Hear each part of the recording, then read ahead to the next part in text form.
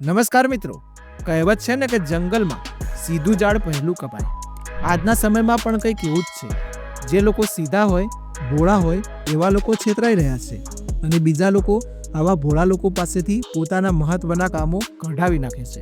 તો આપણને પ્રશ્ન થાય કે શું સારા માણસ ન બનવું જોઈએ?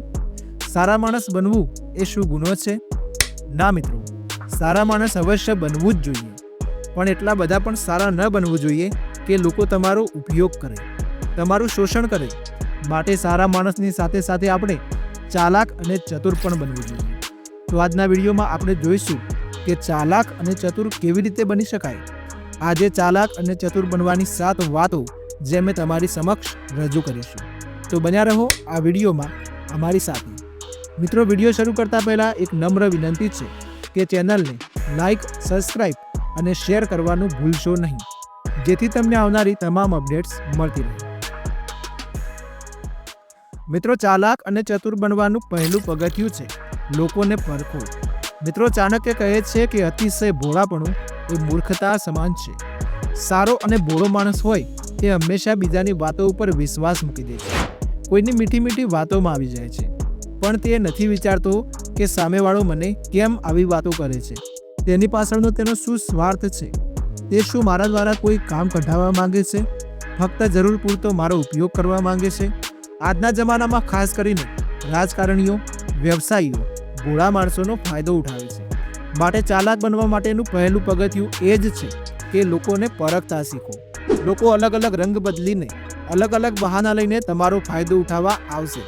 માટે સતર્ક, સાવધાન રહો અને આવા લોકોથી છેતરાઓ નહીં. મિત્રો, ચાલાક બનવાનું આપણું બીજું પગથિયું છે બુદ્ધિ અને વ્યવહારિક જ્ઞાન. ચાણક્ય કહે છે કે બુદ્ધિ અને વ્યવહારિક જ્ઞાન વગરનો માણસ સિંહ સમક્ષ હિરણ જેવો છે. મિત્રો, ભગવાને જીવનમાં બધા માણસોને બુદ્ધિ, તર્ક શક્તિ આપી છે, પણ એમાં અમુક લોકો એવા હોય છે કે જે પોતાની બુદ્ધિનો બિલકુલ ઉપયોગ કરતા નથી હોતા. માટે જીવનમાં ચતુર, ચાલાક બનવું જ હોય તો બુદ્ધિનો ઉપયોગ કરો, વ્યવહારિક જ્ઞાન કેળવો, લોકોના ઈરાદાઓ સમજો. મિત્રો, ચાલાક અને ચતુર બનવાનું ત્રીજું પગથિયું છે વિશ્વાસ કરો પણ અંધવિશ્વાસ નહીં. આજના સમયમાં લોકો અમુક વાતો ઉપર અને અમુક એવા લોકો ઉપર વગર વિચારીએ વિશ્વાસ કરી નાખે છે. પણ મિત્રો, ચાણક્યનું કહેવું છે કે કોઈ પણ વ્યક્તિ ઉપર આંધળો વિશ્વાસ કરવો જોઈએ નહીં. ખાસ કરીને એવો વ્યક્તિ કે જેને આપણે ઓળખતા પણ નથી, જેનો ઇતિહાસ, જેનું ચારિત્ર્ય આપણને ખબર પણ નથી. ચાણક્ય કહે છે કે કોઈ પણ વ્યક્તિના ઉપર વિશ્વાસ કરતા પહેલા તેના વર્તન, તેનો ઇતિહાસ તપાસી લેવો જોઈએ. ખાસ કરીને જીવન સાથીની પસંદગી, ભાગીદાર અને મિત્રને પસંદ કરતા પહેલા આ બધું ચકાસી લેવું જોઈએ. ચાલાક બનવાનું ચોથું પગથિયું છે મિત્રો, લાલચ અને લોભથી દૂર રહો. આજના સમયમાં પૈસા પાછળ ભાગતા વ્યક્તિને થોડીક લાલચ, લોભ આપો તો તે લલચાઈ જાય છે. એ કહેવત છે ને કે લાલચ એ બુરી બલા છે. એક નાની વસ્તુ લેવામાં આજે માણસ મોટું નુકસાન કરી બેસે છે અને જ્યારે તે છેતરાઈ જાય છે ત્યારે તેને ખબર પડે છે, પસ્તાવો થાય છે. મિત્રો, જે ચાલાક અને ચતુર લોકો હોય છે તે આવી લાલચોના ભરમાવામાં આવતા નથી, પણ જે ભોળા માણસો હોય છે તે આવા ભરમાવામાં આવી પોતાનો વિનાશ નોતરે છે. માટે જીવનમાં લાલચનો ત્યાગ કરો. મિત્રો, ચાલાક બનવાનું પાંચમું પગથિયું છે મૌન રહેવું. મિત્રો, ચાણક્યનું કહેવું છે કે જ્યાં બોલવાથી હાનિ થતી હોય ત્યાં મૌન રહેવું જોઈએ. જે લોકો ચાલાક અને ચતુર હોય છે તેમનામાં એક ખૂબી જોવા મળે છે. આવા લોકો બિનજરૂરી વાત કરીને પોતાની મૂર્ખતા નથી દર્શાવતા. બિનજરૂરી બોલવાનું એક બીજું નુકસાન પણ એ છે કે તમે વાત વાતમાં તમારી યોજનાઓ, નબળાઈઓ અથવા રહસ્યો બીજા સાથે શેર કરી દો છો, જેથી લોકો તમારી જાણકારીનો દુરુપયોગ કરી શકે છે. માટે મૌન રહેવું અને યોગ્ય સમયે જ બોલશો તો જ તમારું મહત્વ વધશે અને ચતુરાઈ પણ વધશે. મિત્રો, ચતુર હોવાનું છઠ્ઠું પગથિયું છે લોકો જેવા છે એવા સ્વીકારો. મિત્રો, આ સંસારમાં બધા લોકો સરખા નથી હોતા. બધાના સ્વભાવ, વિચારધારા અલગ અલગ હોય છે. મિત્રો, કહેવત છે ને કે સાપને દૂધ પીતા ના આવડે અને ચોરને સત્ય બોલતા ના આવડે.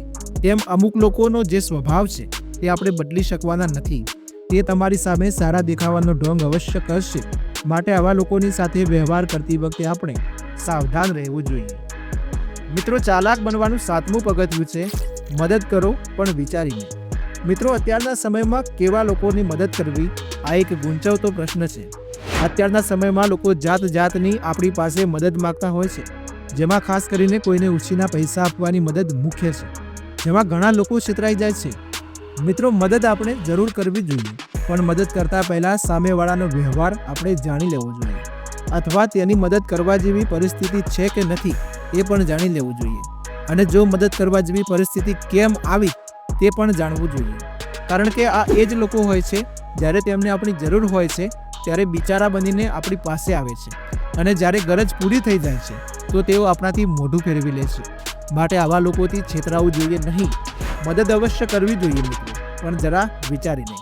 તો મિત્રો, આ હતું આજનું વિડીયો. મિત્રો, ભોળાપણું આપણને શોષણ માટેનું સરળ લક્ષ્ય બનાવે છે, જ્યારે ચાલાકી સફળતા અને સલામતી આપે છે. મિત્રો, આજનો જમાનો જેવો છે કે જેમાં જીવનના દરેક પગથિયામાં જોઈને પગ મૂકવો પડે.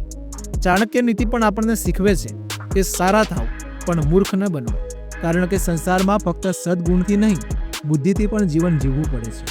મિત્રો, વિડીયો કેવું લાગ્યું કોમેન્ટ કરીને જરૂર બતાવશો, અને હા, ચેનલને સબસ્ક્રાઈબ કરવાનું ભૂલશો નહીં.